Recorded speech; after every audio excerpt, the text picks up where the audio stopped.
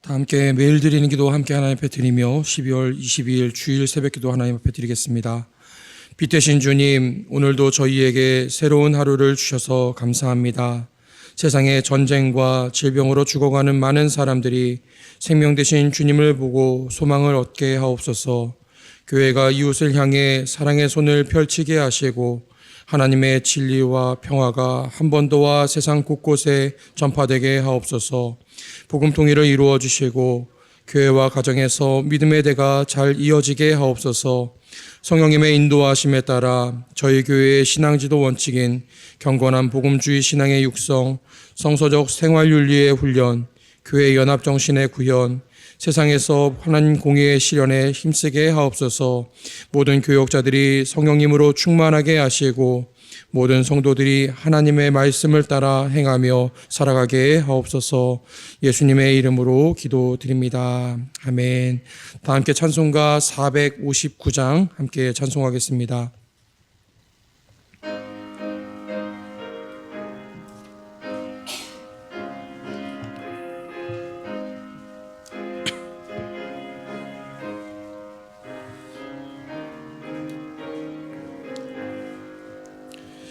누가 주를 따라 섬기려는가?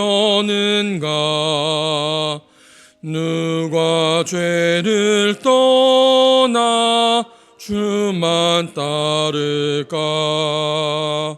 누가 주를 섬겨 남을 구할까? 누가 주의 뒤를 따라가려나? 부르심을 받아 주의 은혜로 주를 따라가네. 주만 따르네.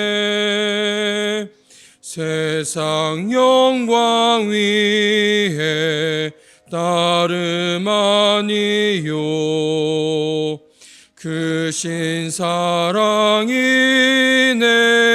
주만 따르고 주가 내려주신 은혜 힘입어 주의 뒤를 따라 힘써 일하네.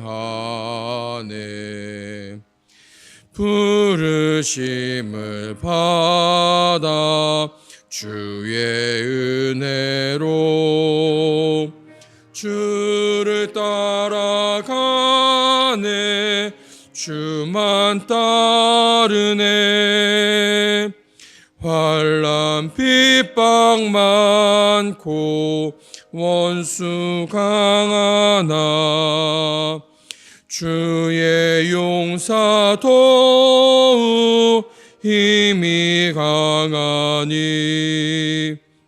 누가 능히 이겨 넘어뜨리랴. 변함없는 진리 승리하리라.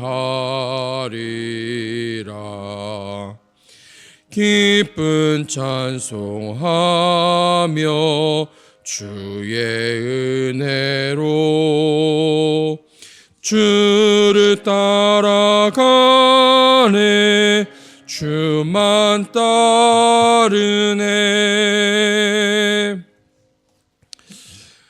오늘 오이코스 본문은 베드로 후서 본문입니다. 그 중에서 베드로 후서 1장 10절부터 11절까지의 말씀을 한 목소리로 합독하겠습니다.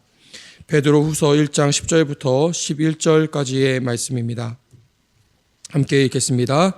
그러므로 형제들아 더욱 힘써 너희 부르심과 택하심을 굳게 하라. 너희가 이것을 행한즉 언제든지 실족하지 아니하리라. 이같이 하면 우리 주 예수 그리스도의 영원한 나라에 들어감을 넉넉히 너희에게 주시리라. 아멘. 대림절 네 번째 주일입니다. 평화의 왕으로 오신 주님의 그 은총과 평화가 우리 세상 가운데 또 우리 성도들의 삶 가운데 깊이 가득하기를 주님의 이름으로 축복합니다. 오늘 특별히 예배에 나오시는 모든 성도들의 발걸음을 하나님께서 지키시고 오늘 예배 가운데 하나님께서 크신 은혜로 함께 하시기를 소망합니다. 오늘 오이코스 본문은 베드로 후서 본문인데요. 문득 이 베드로 후서 이름을 생각하다가 그 이름 자체가 주는 무게감이 느껴졌습니다. 베드로라는 그 이름, 베드로라는 그 사도의 이름, 여러분 아시는 것처럼 본인은 한 번도 자기를 그렇게 부른 적도 없고 예수님도 그렇게 부른 적이 없으신데 우리는 이 베드로를 항상 예수님의 수제자 이렇게 부르지요. 연약한 점도 많았지만 늘 예수님 곁에서 예수님을 가장 잘 모셨던 제자 중에 하나였었습니다. 이 베드로는 예수님께서 승천하신 그 이후에 더 큰 활약을 하게 되는데요. 예루살렘과 유대 지역에서 복음의 사역을 담당하고 또 처음 교회가 세워지는데 아주 큰 일을 담당했던 사람이 바로 이 베드로 사도였었습니다. 또 이 베드로 후서라 보니까 아무래도 나중에 쓰여진 편지라고 알려져 있죠. 그리고 실제로 베드로가 이제 순교하시기 직전에 또 썼던 편지로도 알려져 있습니다.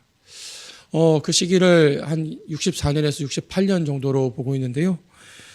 그 당시에 여러 가지 교회가 위기에 처한 상황이었기도 합니다. 교회 밖으로는 로마 황제였던 네로가 그리스도인들에 대해서 여러 가지로 박해하고 있던 상황이었고 또 교회 안에서도 사실 여러 거짓 교사들로 인해서 교회가 혼란을 겪고 있던 시기이기도 했었습니다. 그런 상황에서 베드로는 17절 말씀 오늘 말씀 보니까요. 자신이 하나님께서 부르실 때가 가까이 왔다는 것도 알고 있었고 교회가 여러 가지 큰 위기 상황 가운데 있다는 것을 인지하면서 성도들에게 꼭 전하고 싶었던 그 이야기를 이 베드로 후서에 담아내고 있더라는 것입니다.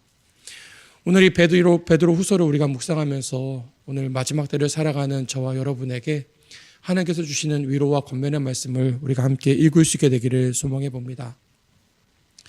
여러분 위기의 교회라는 말 적잖이 많이 들어보셨을 것 같습니다. 사실 교회가 위기에 처했다라는 그 이야기가 여러분 들으시면서 교회가 위기인가? 교회가 어떤 위기에 있지? 이렇게 생각하시는 분은 그렇게 많지 않을 것 같아요. 이미 우리에게 교회가 위기에 있다라는 이야기들이 너무나 많이 들려왔고 오랜 시간 우리가 접해왔던 이야기라서 사실 그거에 대해서 우리가 크게 놀라지도 않고 또 어쩌면 그런가 보다 하는 그런 마음이 우리에게 있을지도 모르겠습니다. 우리 주변에서도 사실 그런 이야기를 많이 듣고요. 또 때로는 교회 안에서도 그런 이야기들을 많이 듣게 됩니다. 여전히 교회의 위기에 대한 이야기들은 우리 안에서도 또 우리 밖에서도 들려오고 있고 사실 그런 이야기를 들을 때마다 우리가 교회를 위해서 기도하고 또 마음을 써보기도 하지만 사실 그것이 어느 순간에 한순간에 해결되는 문제도 아니라는 것을 우리가 알고 있기 때문입니다. 특별히 팬데믹을 지나면서 교회들이 여러 어려움 가운데 또 위험 가운데 처해 있다는 이야기들도 많이 들려왔고 또 교회들이 저마다 그 위기를 극복하고 또 해결해 가기 위해서 여러 가지로 노력하고 또 여러 가지로 마음을 쓰고 여러 가지로 또 수고하고 기도하고 있다는 이야기들도 우리가 많이 들어본 것 같습니다. 근데 여러분 우리가 하나 기억해야 될 것은 교회가 여러 가지 수고를 하고 많은 어려움들을 극복하기 위한 여러 가지 방책들을 내놓지만 그것들 중에 물론 성공한 것들도 있고 효과를 본 것도 있고 또 전혀 효과를 보지 못한 것들도 있지만 오늘의 교회가 지금 이곳에 서 있는 것 그리고 여전히 하나님의 교회로서 예배할 수 있고 교회가 교회로서 서 있을 수 있는 것은 우리 사람들의 노력이나 교회의 어떤 특단의 조치 때문이 아니라는 것입니다. 교회가 지금까지 이렇게 서 있을 수 있는 것은 하나님께서 교회를 붙들고 계시고 예수 그리스도께서 교회의 머리가 되셔서 이 교회들을 다스리고 계시기 때문에 오늘까지도 교회가 이렇게 서 있을 수 있다라는 사실입니다.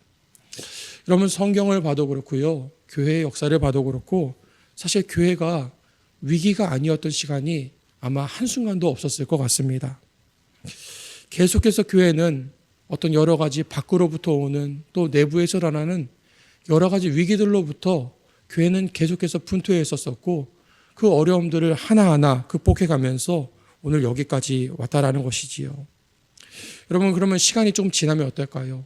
2024년이 지나서 2025년이 되고 또 더 그 이후의 시간이 되면 어떨까요? 교회는 위기를 다 극복하고 살아갔을까요? 아마 아닐 것 같습니다. 안타깝게도 교회는 또 새로운 시간이 오면은 또 새로운 어떤 흐름들이 오면은 항상 그것이 어떤 정치적인 것이든 어떤 세상의 여러 가지 어떤 풍조에 대한 것이든 항상 교회는 위기 가운데 있을 수밖에 없을 것 같습니다. 안타깝게도 우리 후손들이 조금 더 편한 상황에서 조금 더 그래도 위기 없는 상황에서 신앙생활하면 참 좋겠다 우리는 기도하고 바라지만 아마 우리 신앙의 후배들도요, 우리 자녀들도요, 똑같이 그들의 삶 가운데 주어지는 여러 가지 교회의 위기 속에서 아마 신앙을 이어가게 될 것이 아마도 분명합니다. 그들도 역시 그 위기를 극복하기 위해서 하나님 앞에 기도하고 여러 가지 방책을 내놓고 여러 가지 수고하고 애쓰겠지만 우리가 꼭 기억해야 될 것은 다른 것이 아닙니다. 하나님께서 교회들을 붙들고 계시다라는 것, 그리고 예수 그리스도께서 교회의 머리가 되셔서 그 교회를 다스리시고 인도해 가신다라는 것, 우리가 그것을 놓치면 안 된다라는 사실입니다. 여러분, 교회를 지키는 것은 어디 좋은 목회자가 오면 교회를 지키는 것이 아닙니다. 교회에 좋은 중직자들이 많이 세워져서 교회를 지키는 게 아닙니다. 교회에 훌륭한 일꾼들, 유능한 일꾼들이 많다고 해서 교회가 지켜지는 것이 아니라는 것이지요. 하나님께서 교회를 다스리시는 것이고 하나님께서 교회를 지키시는 것입니다. 예수님께서 교회의 머리가 되실 때에 그 예수님의 지체된 성도들이 교회를 함께 세워가는 것이라는 것이지요. 앞에서 잠깐 언급했지만 이 베드로 후서 역시도 교회에 다가온 여러 가지 큰 위기들 속에서 기록이 되어진 편지입니다. 이 상황을 지켜보는 그 위대한 사도 베드로 역시도 자신의 마지막 때가 가까웠다는 것을 알고서 지금 이 교회의 위기 속에서 자신이 할 수 있는 것이 그렇게 많지 않다는 것을 이 베드로 사도도 이미 잘 알고 있었습니다. 교회에 거짓 교사들이 많이 찾아오고 또 로마로부터 여러 가지 위협이 찾아오고 위기가 찾아왔는데 사실 이 베드로 사도 이 한 사람, 이 한 개인이 이 교회의 위기에 앞서서 할 수 있는 것이 그렇게 많지 않다는 것을 베드로도 이미 잘 알고 있었다는 것이지요. 그런 상황에서 베드로 사도께서 성도들에게 편지를 보내서 그들을 독려하고 그들을 위로하고 그들에게 권면하는 내용이 이 베드로 후서의 본문입니다. 어떻게 이 베드로 후서에서 베드로 사도가 성도들을 위로하고 권면하는지 우리 오늘 본문 앞에 있는 1절과 2절 말씀을 다시 한번 먼저 읽어보도록 하겠습니다. 1절과 2절 말씀입니다. 예수 그리스도의 종이며 사도인 시몬 베드로는 우리 하나님과 구주 예수 그리스도의 의를 힘입어 동일하게 보배로운 믿음을 우리와 함께 받은 자들에게 편지하노니 하나님과 우리 주 예수를 알므로 은혜와 평강이 너희에게 더욱 많을지어다. 아멘. 이 편지를 받는 사람들 마음에 여러 가지로 불안함과 여러 가지 어지러움이 있었을 것 같아요. 그런 성도들에게 베드로 사도께서 이 편지를 남기면서 먼저 이야기하는 것이 뭐냐면요, 내가 누구인지에 대해서 이야기합니다. 그리고 편지를 받는 그 성도들이 누구인지에 대해서 이야기를 하는데요, 베드로가 그렇게 이야기합니다. 나는 예수님의 수제자입니다. 나는 예수님께서 맡기신 그 사명을 감당하는 나는 훌륭한 일꾼입니다. 이렇게 이야기하지 않습니다. 베드로가 먼저 자신을 소개하면서 하는 이야기는 다름이 아니라 뭐라 그럽니까? 나는 누구의 종이라고요? 하나님과 구주 예수 그리스도의 의를 힘입어서 나는 예수 그리스도의 종이다라고 이야기하고요. 나는 그가 부르신 그에게 부름을 받고 보냄을 받은 사도라고 이야기를 하고 있습니다. 또 교회와 성도들에 대해서 이렇게 이야기합니다. 당신의 교회는, 당신들의 교회는 기독교 역사의 위대한 역사를 써가고 있는 그 초대교회의 성도들입니다. 이런 내용이 없습니다. 뭐라고 그러냐면요, 하나님과 구주 예수 그리스도의 의를 힘입어 동일하게 보배로운 믿음을 우리와 함께 받은 자들입니다. 이렇게 그 성도들에 대해서 이야기를 하고 있다는 것이지요. 우리는 이 성도들이 어떤 성도들인지 잘 알고 있어요. 여러 가지 박해와 여러 가지 고난 속에서 믿음을 지켜낸 훌륭한 믿음의 선배들, 훌륭한 초대교회 성도들이라고 우리는 알고 있지만 베드로 사도는 간단하게 이들을 이야기하고 있습니다. 그들은 하나님과 예수 그리스도에게 보배로운 믿음을 받은 사람들이다라고 이야기를 하고 있는 거예요. 우리는 베드로를 위대한 사도로 기억하고 있지만 정작 베드로 자신은 나는 예수 그리스도의 종일 뿐이며 예수님께 보냄받은 사도일 뿐이며 당신들 초대교회 성도들 역시도 당신들 자체가 위대한 것이 아니라, 당신들의 사명과 사역이 위대한 것이 아니라 하나님께서 당신들에게 주신 그 보배로운 믿음, 그것을 받은 사람들이라고 이야기하고 있습니다. 베드로 사도는 분명하게 이야기합니다. 교회는요, 베드로가 세운 것이 아니다라고 이야기하는 거예요. 바울 사도가 열심히 전도하고 헌신해가지고 세운 교회가 아니라는 것이지요. 초대교회 성도들이 가지고 있던 그 믿음은 열심히 교육을 해가지고 얻은 그 산물도 아니고요. 그들이 땀과 수고를 통해서 얻은 것도 아니고 하나님과 예수 그리스도를 온전히 알을 통해서 그가 그 성도들에게 주신 은혜의 믿음이라는 것을 다시 한번 이야기하고 있다는 거예요. 이 위기의 시대에 성도들이 어떻게 이 시기를 이겨갈 수 있는가? 어떻게 하면은 교회가 교회에 닿을 수 있는지, 교회가 교회로서의 사명을 감당할 수 있는지 그것에서 이야기합니다. 너희가 하나님께서 부르신 그 부르심을 온전히 깨달을 때에, 하나님께서 택하셨다라는 것을 온전히 알아갈 때에 너희가 교회일 수 있다는 것을 분명하게 이야기하고 있습니다. 오늘 본문 10절과 11절 말씀 한번 다시 한번 읽어보려고 합니다. 함께 읽어보겠습니다. 그러므로 형제들아 더욱 힘써 너희 부르심과 택하심을 굳게 하라. 너희가 이것을 행한즉 너희가 실족하지 아니하리라. 이같이 하면 우리 주 곧 구주 예수 그리스도의 영원한 나라에 들어감을 넉넉히 너희에게 주시리라. 아멘. 그 위기의 시대를 살아가는 성도들에게, 또 그 위기에 처한 교회들에게 베드로 사도가 부탁하는 것은 바로 이것입니다. 너희가 이 위기를 택할 수 있는, 이 위기를 극복할 수 있는 방안을 함께 모여서 의논하라, 이런 것이 아니고요. 너희가 가서 누구를 설득해라, 이런 이야기가 아니고요. 우리에게 있는 하나님의 그 택하심, 우리에게 있는 그 하나님의 부르심을 더욱더 견고하게 하라라는 말씀이었습니다. 우리를 붙드는 것은 여러 가지 교회의 방책이나 정책이 아니라요, 어떤 사람의 능력이나 수고가 아니라 우리가 누구인지를 바로 하나님 앞에서 깨닫고, 우리를 부르신 그 은혜가 무엇인지를 깨닫고, 우리가 붙잡고 있는 그 믿음이 무엇인지, 우리가 향해 나아가는 그 믿음의 길이 무엇인지를 다시 우리 마음 가운데 깨달아 그것을 굳게 할 때에 하나님께서 우리에게 허락하신 그 은혜가, 하나님께서 우리에게 허락하신 그 천국의 은혜가 우리에게 가득할 것이다라고 우리에게 권면하고 있습니다. 오늘 대림절 네 번째 주일에 맞는 우리 모든 성도들의 마음에도 이 부르심과 택하심의 은혜가 굳어질 수 있게 되기를 주님의 이름으로 축원합니다. 우리가 함께 이겨가야 할 이 세상과 이 여러 가지 위기들 속에서 우리 마음 가운데 다시 한번 이 부르심과 택하심이 깊이 새겨지게 되면 참 좋겠어요. 무엇보다도 오늘 우리가 예배하는 다른 자리에서 함께 예배하고 있는 우리 자녀들, 우리 믿음의 후배들이 하나님께서 그들을 어떻게 택하셨는지, 또 어떻게 부르셨는지, 우리를 어떤 예배자들로 부르셨는지 기억하면서 저들의 삶이 하나님의 은혜 안에 붙잡힐 수 있게 되기를 축복합니다. 저들이 살아가야 되는 모든 삶의 자리들마다 하나님께서 당신의 은혜를 깨닫게 하시고, 하나님께서 보배로운 믿음 주셨음을 깨닫게 하셔서 저들의 모든 삶의 여정이 하나님께 굳게 붙잡힌 바 되는, 하나님의 나라를 이루면서 살아가는 복된 삶이 될 수 있게 되기를 주님의 이름으로 축원드립니다. 함께 기도하겠습니다. 사랑과 은혜의 아버지 하나님, 주님께서 구별하신 복된 주일, 이 새벽에 주님의 말씀 앞에 나오게 하시니 감사를 드립니다. 지난 한 주간도 여러 가지 어지럽고 혼란한 시대를 살아가면서 삶의 위기와 마음의 고통과 슬픔을 가지고 주님 앞에 나온 성도들에게 하나님 오늘 예배 가운데 은혜를 더하여 주시기를 소망합니다. 우리의 가슴 속에 또 깊은 그 영혼의 가운데 주님의 사랑의 음성을 들려주시고 위로와 치료의 손길을 내밀어 주시옵소서.